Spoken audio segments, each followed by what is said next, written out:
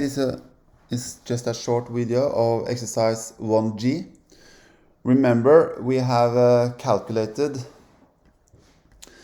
the empirical the empirical variance of the sets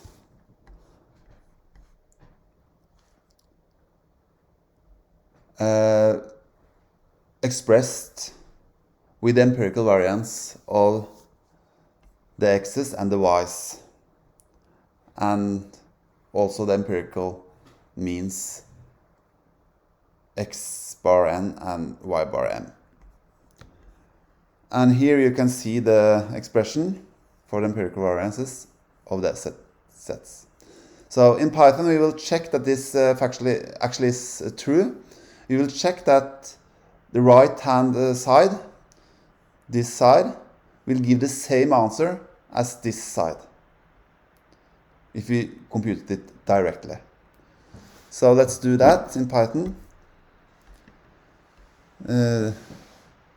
We are here. So n equal 83 just means that we let the x vector be of length 83, and m equal 12 is that the y vector is of length 12. In line 11, we draw randomly n standard normal distributed numbers and store them in X. So X is now an array of 83 numbers. And in the next line, we do the same for Y, but we now draw randomly M for Martin, standard normal distributed numbers, and store them in Y. Then we combine the X's and the Y's in one vector, so we just have, and this is the set, as we know from the exercise 1.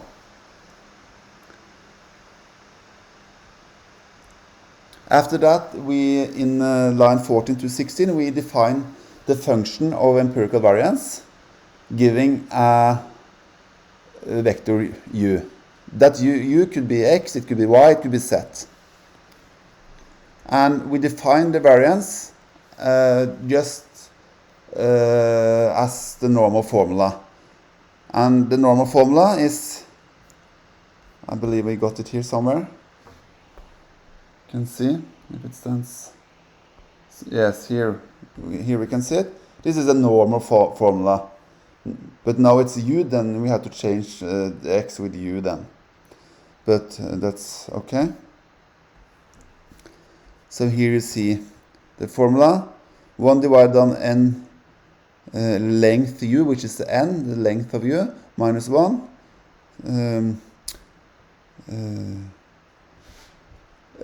And times the sum over not the x's but the u's minus the mean of the u's, and everything in the power of 2. Okay, then we can calculate the empirical variance of the x's by just calling on the function empirical variance, but now it's sending in the argument x, so u is x. So in line 18, there we're calling at empirical variance to calculate the variance of the y's. And I also calculate the mean of the x's and the mean of the y's. And then I define something called the numerator and the denominator.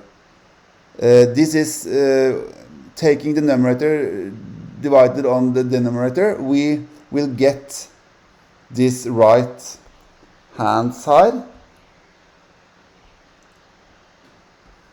here. So that is just implementing this right hand side in Python. So therefore, when I take the numerator divided on the denominator, we should give the right hand side, which is the empirical variance of the sets with the expression calculated in exercise 1f. So how can we check if this is true? Yes, we could of course just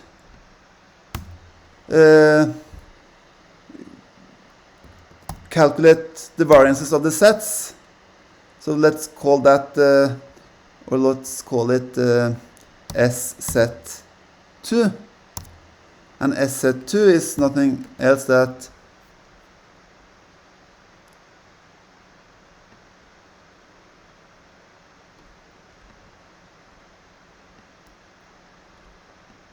okay.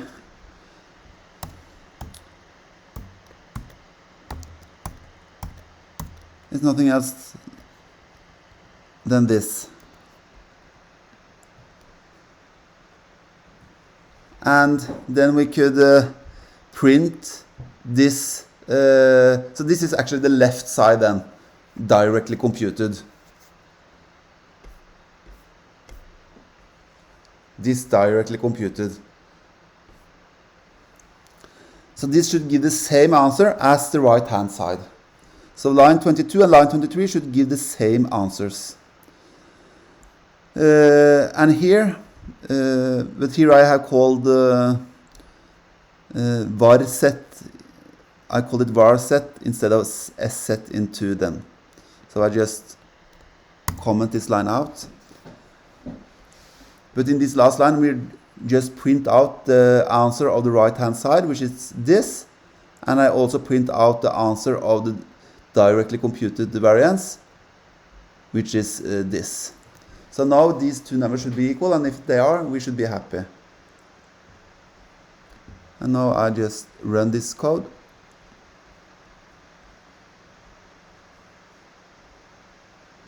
I don't know why it won't.